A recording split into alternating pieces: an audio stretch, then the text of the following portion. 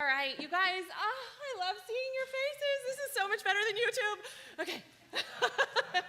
For those of you who don't know, I have a weekly YouTube video that I do. If your kids are missing singing and worship, you can do that with me, but I am really excited to be here and to be with you.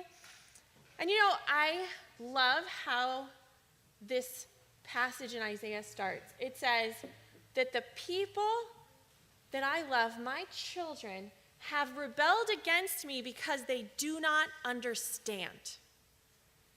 And then the solution, if you look at it in this next slide about my sin being scarlet, what does he say at the beginning? He says, let us settle this. Let us reason together. Now, I know a lot of you are going back to school. You're doing it online. I'm glad to be here in person with you. And science is our opportunity to explore the world that God made. It is his picture book to the Bible, right? He wrote his words, but then he drew us magnificent pictures of what he's like and how big he is and how amazing he is. And as we understand how good and how kind and how wonderful God is, then we will be able to understand why we would never want to turn away from him.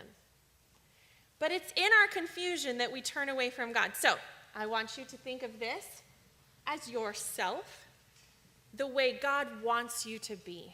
He wants you to be like him.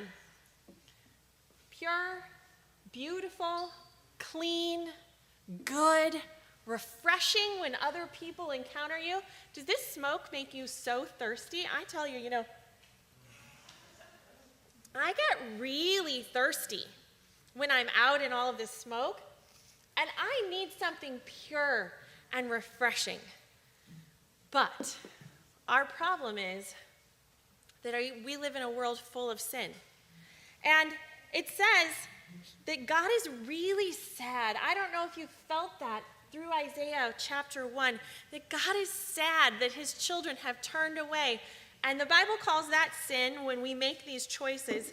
And parents, a lot of times we think that when our kids make a bad choice, it's maybe because we're bad parents. But kids, I want you to notice, God is the very best parent ever, and his kids make bad choices. So we know that our choices are our responsibility. And when we know what is right and we do what is wrong, the Bible calls this sin, and it says that it changes us. And our sins become like scarlet. If you opened your box of crayons, you would find a red one in there. And the question becomes, when God says, return to me, how?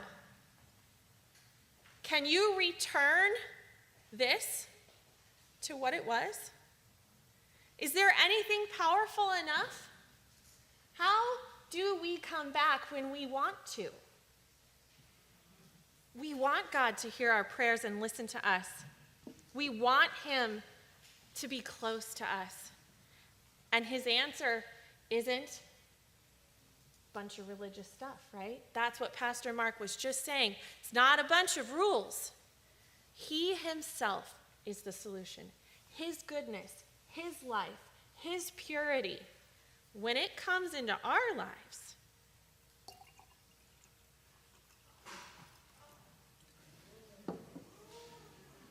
it sets everything right.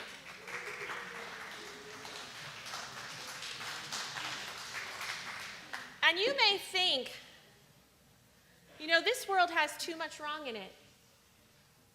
Maybe I don't want to get close to God. Maybe my sin is too much for God. We're going to take communion here in a minute, and it's going to talk about how Jesus, his body was broken for us, and his blood was shed for us. And I'm going to tell you, it does not matter if you decide to drink the little juice and eat the really weird cracker.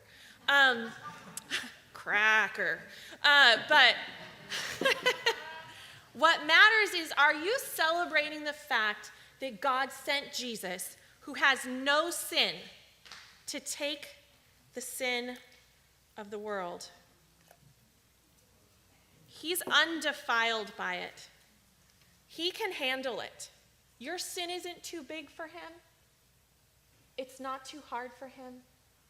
You have a chance to return to him. And so as we take communion, I want you to pray and celebrate that Jesus offers you the chance to have your sin made clean, made white, like snow.